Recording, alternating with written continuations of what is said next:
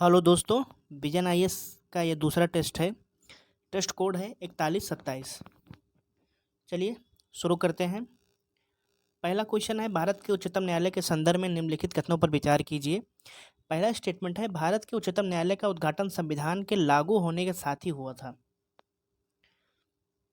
दूसरा है, स्वतंत्रता के बाद उच्चतम न्यायालय ने अपील के सर्वोच्च न्यायालय के रूप में ब्रिटिश प्रीवी काउंसिल का स्थान लिया है।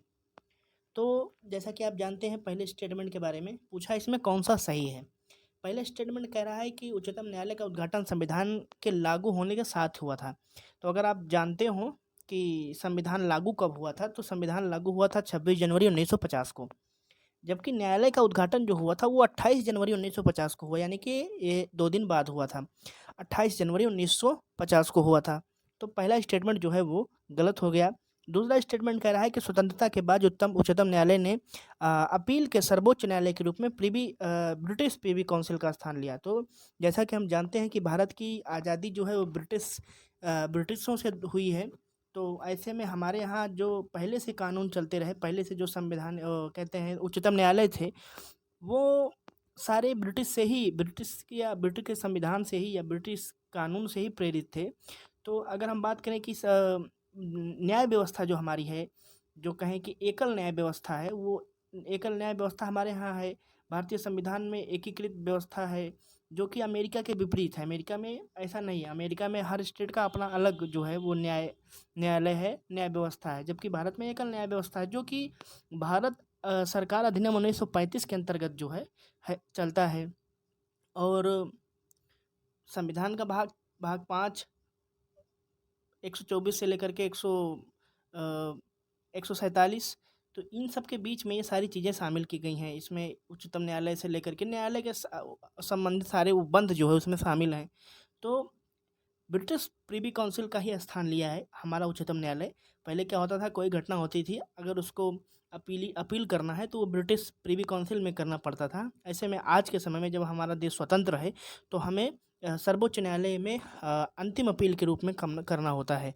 तो इसका जो सही आंसर होगा वो है ऑप्शन बी, पहला गलत है। दूसरा क्वेश्चन है, भारत के राष्ट्रपति के द्वारा निभाई जाने वाली भूमिका के संदर्भ में निम्नलिखित कथनों पर विचार कीजिए। पहला है, वह साहित्य, विज्ञान, कला एवं समाज सेवा में विशेष ज्ञान रखने वाले 2 व्यक्तियों को लोकसभा के लिए नाम निर्देशित करता है। पहला कथन है। दूसरा कथन क्या है, संसद के समक्ष नियंत्रण एवं महालेखा परीक्षक की रिपोर्ट रखता है। राष्ट्रपति की बात कर रहा है। तो दूसरा स्टेटमेंट देखने से एकदम सही है, लेकिन जो पहला स्टेटमेंट है उसमें देखिए जो है, एक पूछा गया है लोकसभा में निर्देशित करता है। तो दो दो व्यक्तियों हैं, उनको निर्देशित पहले करता था, लेकिन अब जो है वैसा नहीं होता है। और दूसरा चीज़, वो 2 व्यक्ति जो मनोनीत होते भी थे लोकसभा में, वो आंग्ल समुदाय के होते थे। तो ऐसे में आंग्ल भारतीय समुदाय के होते थे, जिनको नाम निर्देशित करता था। लेकिन इसको भी अब जो है ना वो समाप्त कर दिया गया है। 104वां संविधान संशोधन 2019 में जो हुआ था, उसमें जो है जो आंग्ल भारतीय समुदाय के जो व्यक्ति थे उनको शामिल किया जाता था लोकसभा में, मनोनीत किया जाता था राष्ट्रपति के द्वारा। लेकिन इसको 104वें संविधान संशोधन अधिनियम 2019 के द्वारा समाप्त कर दिया गया है। यानी कि पहला कथन इस वजह से भी गलत है। पहला कथन इस वजह से भी गलत है कि साहित्य, विज्ञान, कला और समाज सेवा के में विशेष ज्ञान रखने वाले जो भी नाम निर्देशित होते हैं, वो 12 सदस्य होते हैं, और वो लोकसभा में नहीं बल्कि राज्यसभा में उनका निर्देशन होता है, या फिर राज्यसभा में भी मनोनीत होते हैं। तो पहला ऑप्शन जो है वो पूरी तरीके से गलत है। पहला स्टेटमेंट जो है पूरी तरीके से गलत है, तो इसको हम गलत करते हैं। दूसरा स्टेटमेंट है कि राष्ट्रपति जो है संसद के समक्ष सीएजी की जो रिपोर्ट होती है उसको रखता है, निश्चित रूप से सही है। और राष्ट्रपति संसद के समक्ष न केवल कैग की रिपोर्ट को रखता है, नियंत्रक एवं महालेखा परीक्षक की, बल्कि यूपीएससी की जो रिपोर्ट होती है उसको भी रखता है। वित्त आयोग की अगर कोई रिपोर्ट होती है तो उसको भी रखता है। अन्य और कई रिपोर्ट होती हैं जिसको राष्ट्रपति जो है संसद के समक्ष जो है रखता है। यानी कि दूसरा ऑप्शन सही है, यानी कि इसमें जो सही है वो बी है सही। ठीक है। अगला क्वेश्चन है क्वेश्चन नंबर 3। क्वेश्चन नंबर 3 कह रहा है कि अंतर्राष्ट्रीय स्वास्थ्य विनियम IHR 2005 के संदर्भ में निम्नलिखित कथनों पर विचार कीजिए। पहला स्टेटमेंट है कि यह दुनिया भर में संभावित सार्वजनिक स्वास्थ्य आपात स्थितियों का पता लगाने और उन्हें रिपोर्ट करने की क्षमता निर्मित करने हेतु एक समझौता है। ठीक है। दूसरा है, WHO के सभी सदस्य देशों पर कानूनी रूप से बाध्यकारी है। देखिए, डब्ल्यूएचओ के जो सदस्य की अगर हम बात करें तो 194 सदस्य हैं, जो 196 देश हैं जिन्होंने इस समझौते को माना है। तो ये सारी चीज़ें हैं। दूसरा चीज़, सार्वजनिक स्वास्थ्य आपात स्थिति में है। ये सार्वजनिक स्वास्थ्य की जो बात होती है ये सभी देशों के लिए बाध्यकारी है, ज़रूरी चीज़ें हैं। यानी कि पहला ऑप्शन भी सही है और दूसरा ऑप्शन भी सही है, यानी कि इसका स्टेटमेंट जो है वो सी सही है। अगला जो क्वेश्चन है, क्वेश्चन नंबर 4 राज्य मंत्रिपरिषद के संबंध में है। राज्य मंत्रिपरिषद के संदर्भ में निम्नलिखित कथनों पर विचार कीजिए।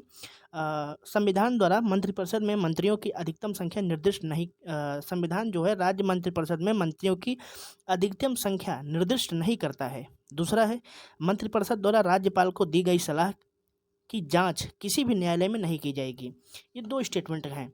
अब देखिए, थोड़ा सा इसमें बात करते हैं कि ये संविधान सभा में राज्य मंत्रिपरिषद में मंत्रियों की अधिकतम संख्या नहीं की गई है। अगर हम देखें इसमें दो चीज़ें हैं, एक है संविधान में, एक है मूल संविधान में। दो चीज़ें होती हैं। अगर पूछा जाए कि संविधान में है तो संविधान में वो भी चीज़ें शामिल होती हैं जो संविधान संशोधन के द्वारा शामिल कर दी गई हैं, तो वो उसको भी हम संविधान मानते हैं। लेकिन अगर पूछा जाए मूल संविधान में तो वो संविधान होगा जो संविधान सभा ने बनाया था। तो इसमें मूल संविधान की चर्चा नहीं की गई है, इसमें संविधान की केवल चर्चा की गई, यानी कि ऐसी चीज़ें भी शामिल होगी जो संशोधन के बाद इसमें शामिल कर दी गई थी। तो हम जैसे कि जानते हैं कि 91वां संविधान संशोधन 2003 में हुआ था और उसमें जो है आर्टिकल 164 एक ए के अंतर्गत इसको जोड़ा गया था। क्या जोड़ा गया था कि मंत्रिपरिषद में मंत्रियों की जो है अधिकतम संख्या कितनी होगी।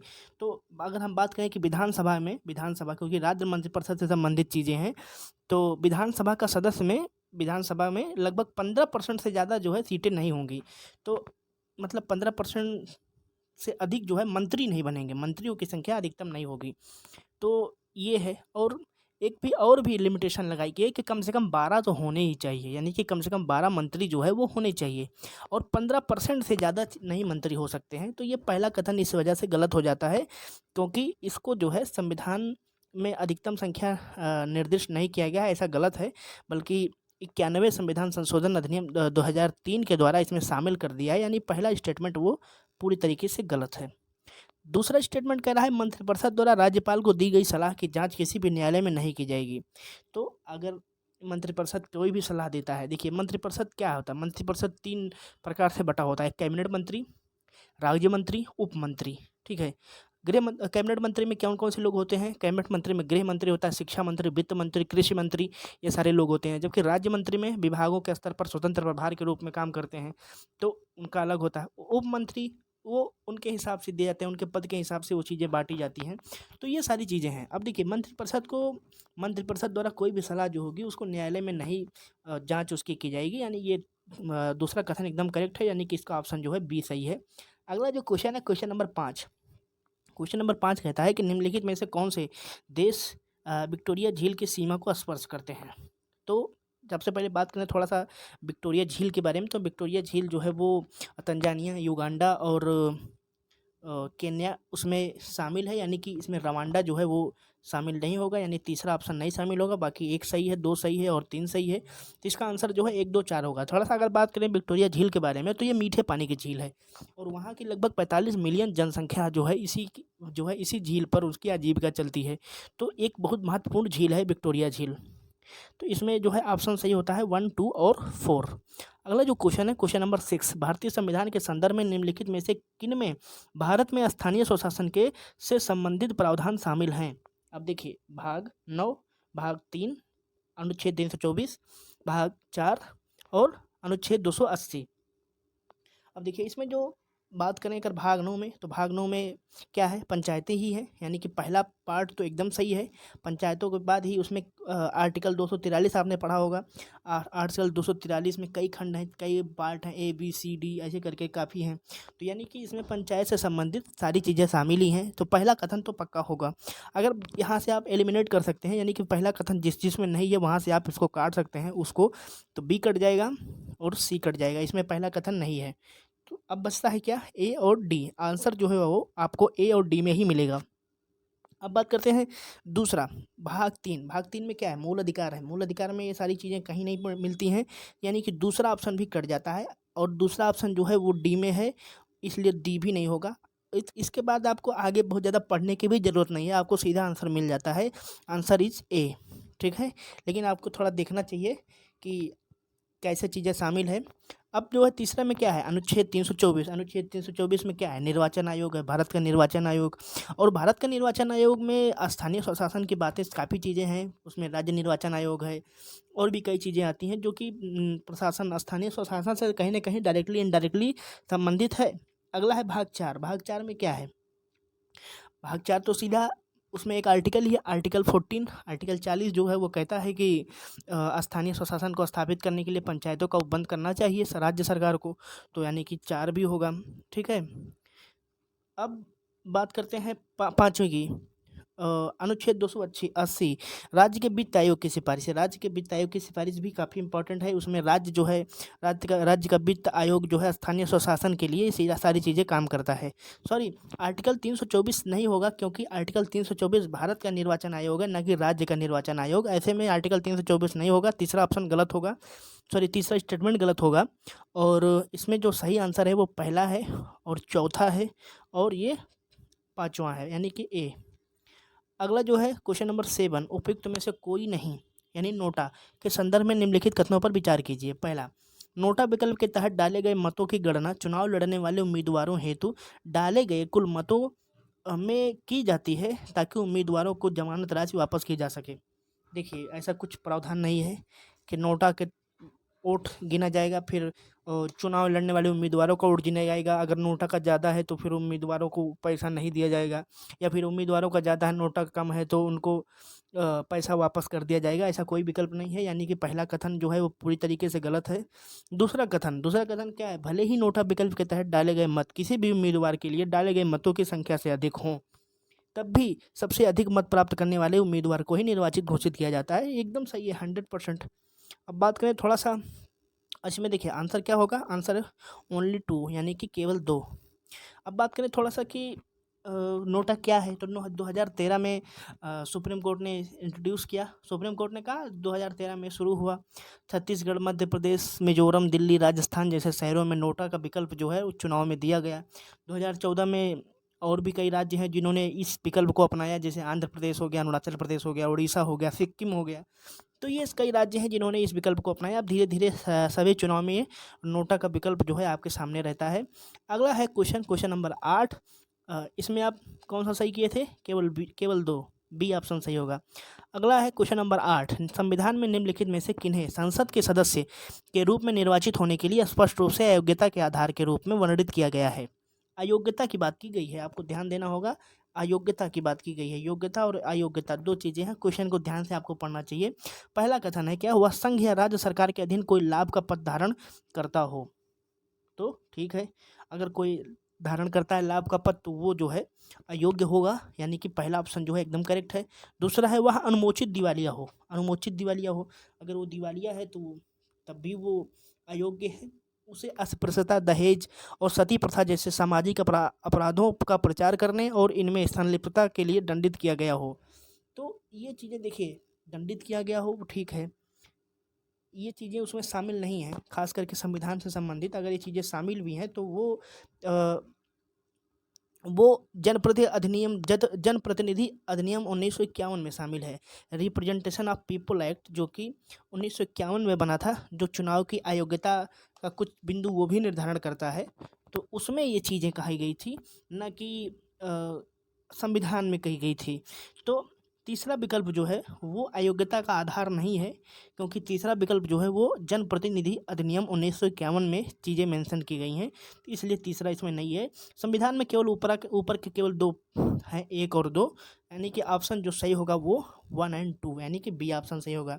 और भी चीज़ें हैं जो संविधान में से ली गई हैं, जैसे वह भारत का नागरिक होना चाहिए, तो वो उसकी योग्यता होगी। उसने विदेशी राज्य की नागरिकता जो है स्वेच्छा से प्राप्त कर ली हो, तो अगर ऐसा है तो वो भी अयोग्य है। मतलब वो भारत का नागरिक ना हो, मैंने कहा भारत का नागरिक हो, तो अगर उसने भारत का नागरिक नहीं है तो वो जो है अयोग्य है। किसी दूसरे राज्य की नागरिकता ले लिया हो तो वह अयोग्य है। यदि वह संसद द्वारा बनाई गई विधि द्वारा निर्धारित कर दिया गया हो, यानी कि उसको अयोग्य घोषित कर दिया गया हो संसद के कानून से, तब भी वो अयोग्य माना जाएगा। तो ये सारी चीज़ें जो है वो संविधान में मेंशन है। तो इस संविधान की बात है। अब आपको जनप्रतिनिधि अधिनियम 1951 भी थोड़ा गूगल करके देखना चाहिए कि क्या जो है क्या चीज़ें उसमें शामिल है, क्या और विकल्प हैं। यहाँ पर थोड़ा असंभव नहीं है, ज़्यादा हो जाएगा। इसमें संविधान से ऐसी बात की गई है। अगला जो क्वेश्चन है, क्वेश्चन नंबर 9, राज्य विधानसभा के अध्यक्ष के संदर्भ में निम्नलिखित कथनों में से कौन सा सही है। पहला कथन क्या है, निर्वाचित होने के बाद अध्यक्ष अपनी पार्टी की सदस्यता से त्याग दे देता है।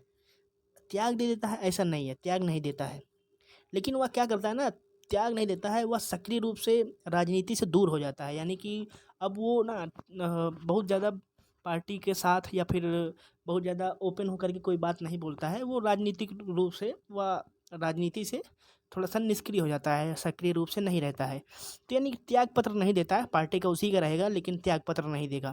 तो यानी पहला कथन जो है वो गलत हो गया। पहला कथन गलत होने के बाद बचा वो 2 और 3। 2 में क्या है, उसे विधानसभा से के तत्कालीन सदस्यों के बहुमत से पारित प्रस्ताव द्वारा हटाया जा सकता है। निश्चित रूप से हटाया जा सकता है, कोई दिक्कत नहीं है। प्रस्ताव जो है बस ये है कि जो प्रस्ताव हो वो उसे 14 दिन पहले उसको सूचना दे दी जाए, ताकि वो अगर वो अपने आप के कुछ सफाई देना चाहे तो दे सकता है। यानी कि प्रस्ताव को पारित करने से पहले 14 दिन की सूचना देनी पड़ेगी। दूसरा ऑप्शन जो है वो सही है। वह उपाध्यक्ष के लिए निम्नलिखित वह उपाध्यक्ष के लिए लिखित त्यागपत्र और लिखित त्यागपत्र सौंपकर अपना त्यागपत्र दे सकता है। ठीक है, उपाध्यक्ष को दे सकता है, कोई दिक्कत नहीं। यानी कि इसका जो ऑप्शन सही है वो 2 और 3 है, बाकी एक जो है वो गलत है। क्वेश्चन नंबर 10, निम्नलिखित में से कौन राज्य विधानमंडल के विशेषाधिकारों का लाभ प्राप्त कर सकता है। पहला, अब देखिए राज्य विधानमंडल की बात कर रहा है। राज्य विधानमंडल में दो चीज़ें हैं। अगर विधानसभा है, अगर कहीं किसी राज्य की विधान परिषद है तो वो भी राज्य विधानमंडल का ही पार्ट है। तो राज्य विधानमंडल में दो चीज़ें, पहला विधानसभा, दूसरा विधान परिषद है। जहाँ पर विधान परिषद है, अब इसमें कह रहा है कि किसको विशेषाधिकार प्राप्त है। विशेषाधिकार किसको प्राप्त होगा, जो उस मंडल का सदस्य होगा। तो मंडल का सदस्य का मतलब जैसे राज्य का मंत्री, तीसरा ऑप्शन देखिए राज्य का मंत्री जो है वो विधानसभा में ही किसी में से रहेगा, तो उसको जो है विशेषाधिकार का लाभ प्राप्त है। राज्य का महाधिवक्ता एक ऐसा पद है जो कि अपॉइंट किया जाता है, और उस अपॉइंटमेंट में उसको बोलने का अधिकार होता है, लेकिन मत देने का अधिकार नहीं है। उसको बोलने का अधिकार है और भी जो चीज़ें हैं बता सकता है, लेकिन मत नहीं दे सकता। तो उसको भी ये सारी चीज़ें विशेषाधिकार प्राप्त होता है। यानी कि 2 और 3 तो पक्का सही है। अब बात करते हैं पहला राज्यपाल की। राज्यपाल को ये अधिकार बिल्कुल नहीं है, तो विशेषाधिकार राज्यपाल को नहीं है। अच्छा, विशेषाधिकार से संबंधित प्रावधान कहाँ पर है। विशेषाधिकार से प्रावधान जो है संबंधित जो है वो आर्टिकल 194। आर्टिकल 194 में ये सारी चीज़ें मेंशन है। अब देखिए विशेषाधिकार भी कई प्रकार के होते हैं। विशेषाधिकार जैसे एक व्यक्तिगत विशेषाधिकार, दूसरा एक सामूहिक विशेषाधिकार। व्यक्तिगत विशेषाधिकार में ये होता है कि कोई भी व्यक्ति को, खास करके सांसद को कहेंगे हम, सांसद या फिर राज्य की बात है तो हम विधायक कहेंगे। विधायक या सांसद को सत्र के 40 दिन पहले या 40 दिन बाद गिरफ्तार नहीं किया जा सकता है। दूसरा, उसको बोलने की स्वतंत्रता होती है, वो अंदर बैठ करके कुछ भी बोले, उसको गिरफ्तार नहीं किया जा सकता। ठीक है, तो वो सारी चीज़ स्वतंत्रता होती है। तो ये व्यक्तिगत अधिकार हो गए। सामूहिक अधिकार क्या हो गया, सामूहिक अधिकार हो गया कि सदन का अधिकार। सदन जो है निर्णय लेगा, सदन में कैसे निर्णय होंगे, सदन की अवमानना होती है, जांच होती है, वो सारी चीज़ें जो है वो सामूहिक अधिकार है। तो उसमें अध्यक्ष जो है वो सारी चीज़ें देखता है। क्वेश्चन अगला है क्वेश्चन नंबर 11, भारत के उच्चतम न्यायालय के अधिकार के क्षेत्र में निम्नलिखित कथनों पर विचार कीजिए। अब देखिए उच्चतम न्यायालय के अधिकार की बात कर रहा है, आपको बहुत ध्यान से पढ़ना होगा इस क्वेश्चन को, काफ़ी लंबा क्वेश्चन है। पहला विकल्प कह रहा है, पहला स्टेटमेंट कह रहा है, उच्चतम न्यायालय के पास किसी भी गैर सैन्य भारतीय न्यायालय या न्यायाधिकरण के फैसले या आदेश के विरुद्ध अपील करने के लिए विशेष अनुमति देने का विवेकाधिकार है।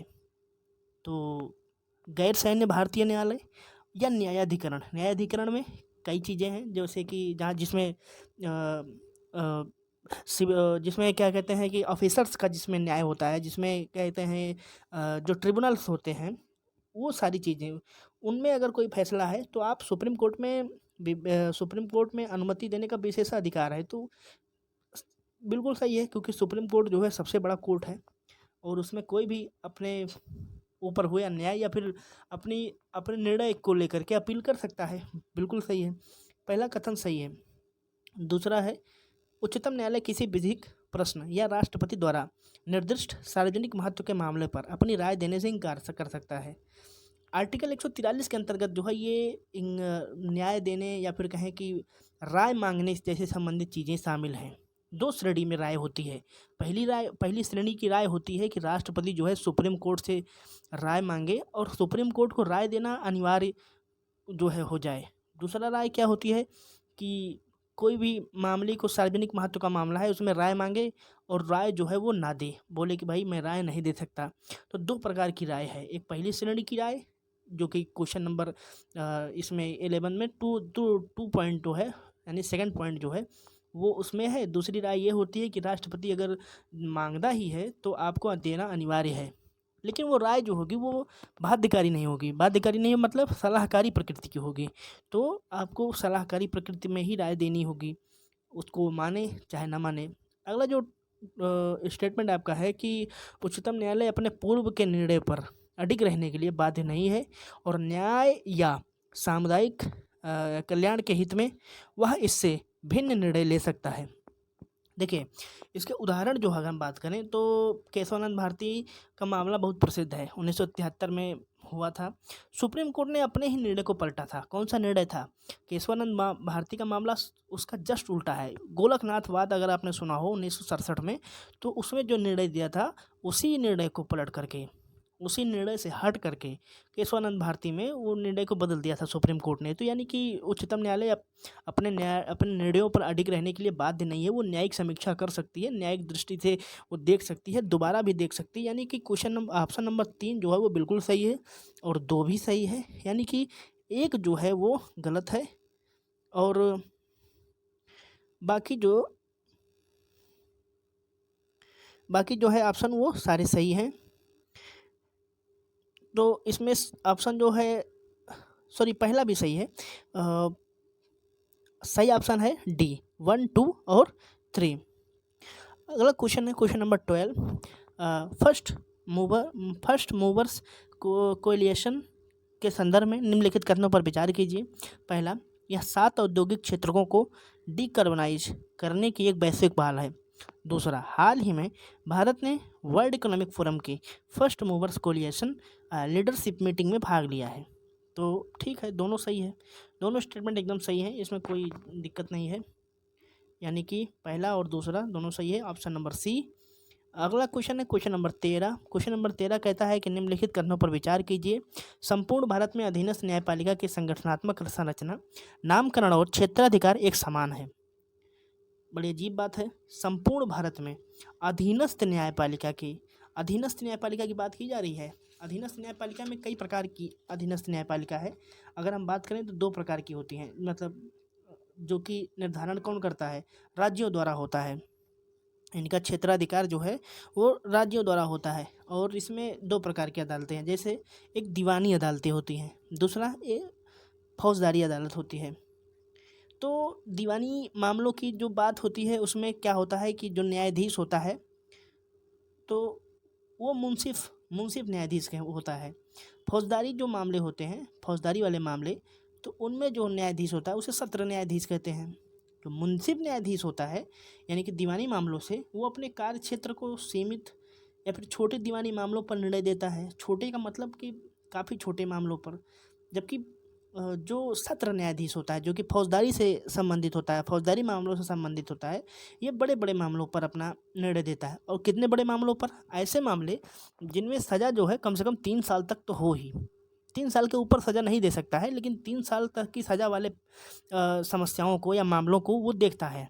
तो पहला चीज़ तो एकदम क्लियर हो गया कि आपने इस सारी चीज़ों को समझ लिया कि कैसे अधीनस्थ न्यायालय की क्या क्या चीज़ें हैं। अब जिसमें देखिए मुंसिफ दूसरा है, मुंसिफ न्यायालयों के क्षेत्राधिकार का निर्धारण उच्च न्यायालय द्वारा किया जाता है। तो जैसा कि मैंने शुरू में ही बताया कि उच्च न्यायालय द्वारा इन सारी चीज़ों का किया जाता है निर्णय, न्यायालय में तो अधिकार दिया जाता है। बी ऑप्शन एकदम सही है। अगला जो आंसर क्वेश्चन है वो है क्वेश्चन नंबर 14। निम्नलिखित राज्यों में से कौन से पंचायत अनुसूचित क्षेत्रों तक विस्तार अधिनियम के प्रावधानों के अंतर्गत आते हैं? अनुसूचित क्षेत्रों तक विस्तार की बात कहा जा रहा है। इसमें कौन कौन सी चीज़ें शामिल हैं आप इसको देख सकते हैं। पहला है आंध्र प्रदेश, दूसरा है महाराष्ट्र, तीसरा है मध्य प्रदेश, चौथा है तमिलनाडु, पांचवा है कर्नाटक। सही प्रयोग करना है।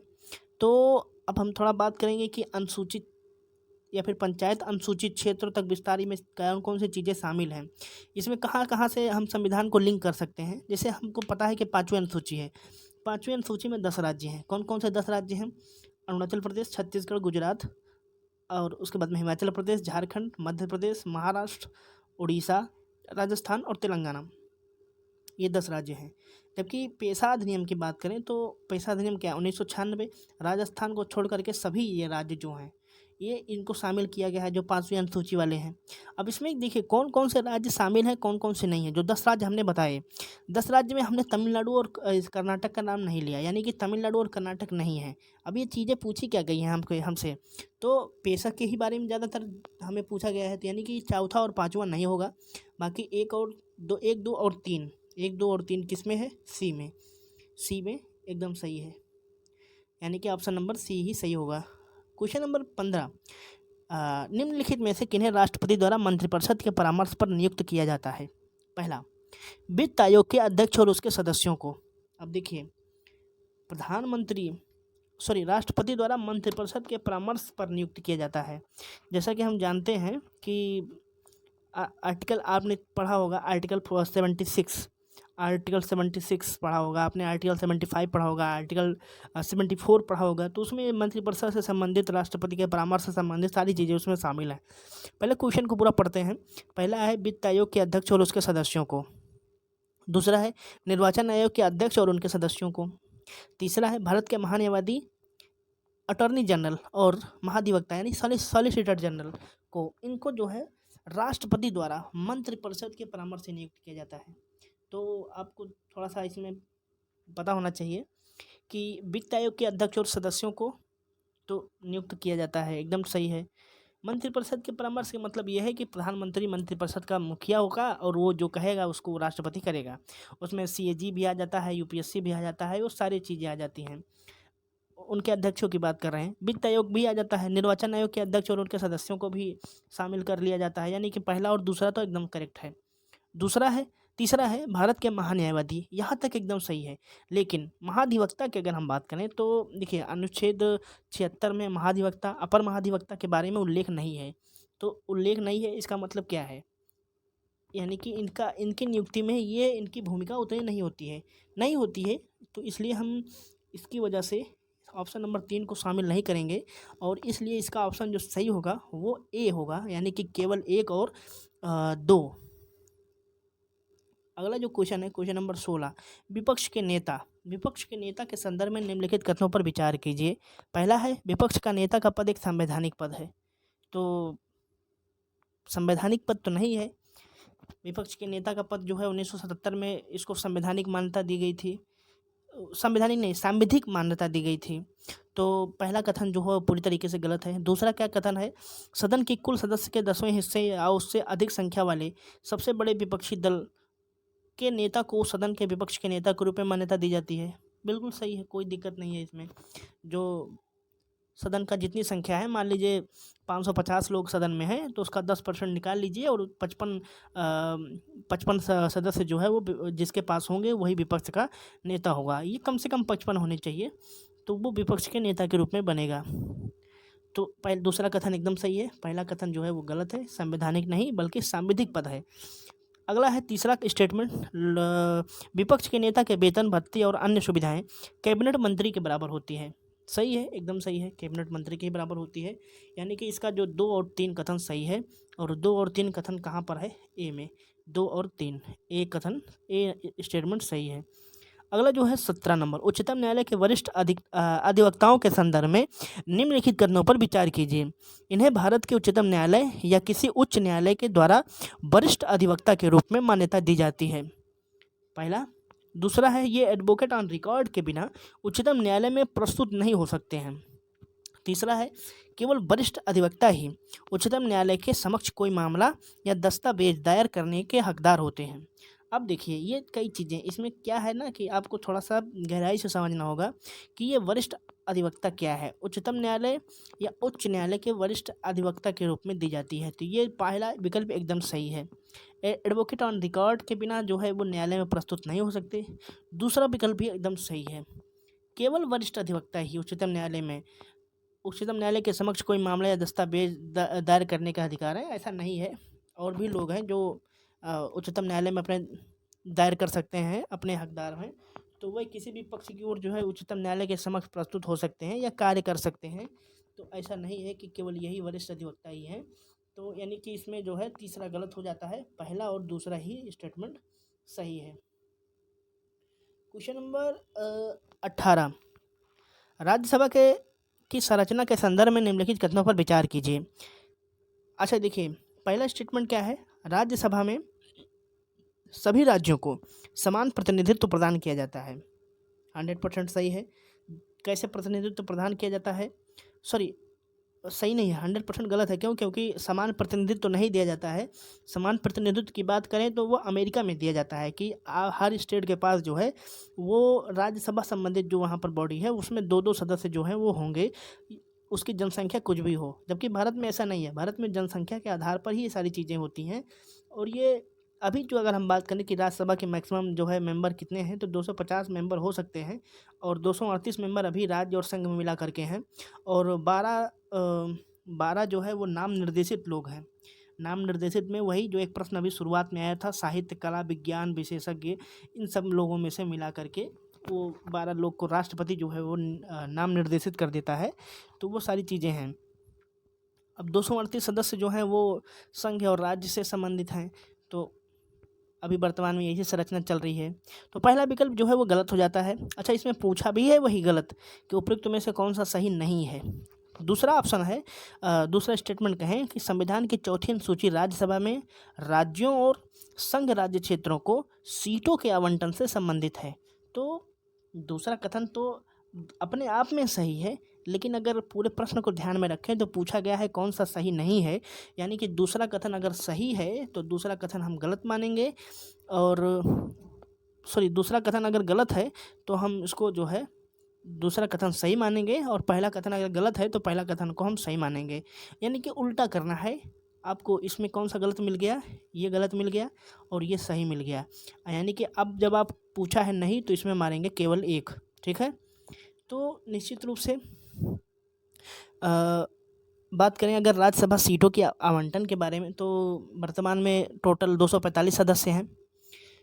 229 जो है वो राज्यसभा से हैं और 4 जो है संघ राज्य क्षेत्रों से हैं और 12 जो है वो नाम निर्देशित साहित्य, कला, विज्ञान वाले हैं। और अगर हम बात करें राज्यसभा में सर्वाधिक सीटें और सबसे मैक्सिमम सीटें और मिनिमम सीटें कहाँ पर हैं, तो उत्तर प्रदेश में 31 राज्यसभा सीटें हैं और त्रिपुरा में जो है वो 1 राज्यसभा सीट है।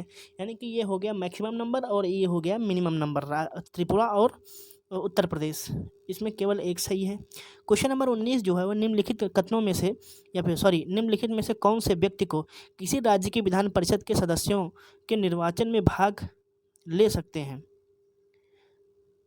किसी राज्य की विधान परिषद की बात पूछ रहा है। विधान परिषद के सदस्यों के निर्वाचन में भाग ले सकते हैं। पहला कौन कौन से ऐसे लोग हैं? पहला है राज्य के नगर पालिकाओं के सदस्य। ठीक है, राज्य में रह रहे 3 वर्ष के स्नातक बिल्कुल भाग ले सकते हैं। राज्य के 3 वर्षों से अध्यापन कर रहे शिक्षक जो माध्यमिक विद्यालय से कम के ना हों, बिल्कुल कर सकते हैं। कोई पैसा प्रतिबंध नहीं किया गया है। राज्य विधानसभा के सदस्य ये भी कर सकते हैं। यानी कि चारों कर सकते हैं। ऑप्शन जो है वो सी सही होगा। और विधान परिषद के निर्वाचन से संबंधित अगर हम बात करें तो अनुच्छेद 171 में सारी चीज़ों को शामिल किया गया है। जो कि देखिए, विधानसभा की बात करें तो विधान परिषद जो है विधानसभा का कम से कम 1/3 होना चाहिए। और मिनिमम की बात करें तो मिनिमम 40 सदस्य जो है वो होने ही चाहिए। यानी कि मिनिमम इससे कम नहीं हो सकते। अगर एक मानक की बात करें तो विधानसभा का 1/3 जो है विधान परिषद में लोग रह सकते हैं। तो इसका जो है करेक्ट आंसर जो है वो सी है। अगला जो क्वेश्चन है क्वेश्चन नंबर 20 क्या है? महानगर योजना समिति के संदर्भ में निम्नलिखित कथनों पर विचार कीजिए। पहला कथन है राज्य विधायिका महानगर योजना समितियों की संरचना के लिए प्रावधान कर सकती है। दूसरा है इसके 3/4 सदस्य महानगर क्षेत्रों में नगर पालिका के निर्वाचित सदस्यों एवं पंचायतों के अध्यक्षों द्वारा अपने बीच में से ही चुने जाते हैं। इन समितियों के अध्यक्ष द्वारा विकास योजना को राज्य सरकार को भेजा जाता है। अब देखिए, महानगर योजना समिति की अगर हम बात करें तो महानगर योजना समिति अनुच्छेद 243 जेड ई में है। ठीक है, आपको पता होना चाहिए। तो पहला स्टेटमेंट क्या है, राज्य विधायिका से संबंधित। तो संरचना का प्रावधान कर सकती है, बिल्कुल कर सकती है, कोई दिक्कत नहीं है, कर सकती है। दूसरा कथन है कि 3/4 सदस्य महानगर क्षेत्र में नगर पालिका में निर्वाचित सदस्यों एवं पंचायतों के अध्यक्ष द्वारा अपने बीच में से चुने जाते हैं। तो 3/4 सदस्य नहीं है बल्कि 2/3 सदस्य हैं। 3/4 नहीं होना है, 2/3 होना है। तो आपको यहाँ थोड़ा समझना होगा कि 2/3 की बात होगी, ना कि 3/4 की। तीसरा स्टेटमेंट जो है वो है इस समितियों के अध्यक्ष द्वारा विकास योजना को राज्य सरकार को भेजा जाता है। सही है, भेजा जाता है, राज्य सरकार को एक डाटा के रूप में भेजा जाता है। और इसका जो है करेक्ट ऑप्शन वो है 1 और 3, यानी कि दूसरा कथन गलत है। विकास योजना का प्रारूप रखते समय जो है संसाधनों का जो है ध्यान रखा जाता है कि उस राज्य में संसाधन क्या हैं और कैसे वो काम करते हैं। तो ये सारी चीज़ें ध्यान में रखी जाती हैं। तो ये हो गया क्वेश्चन नंबर 20।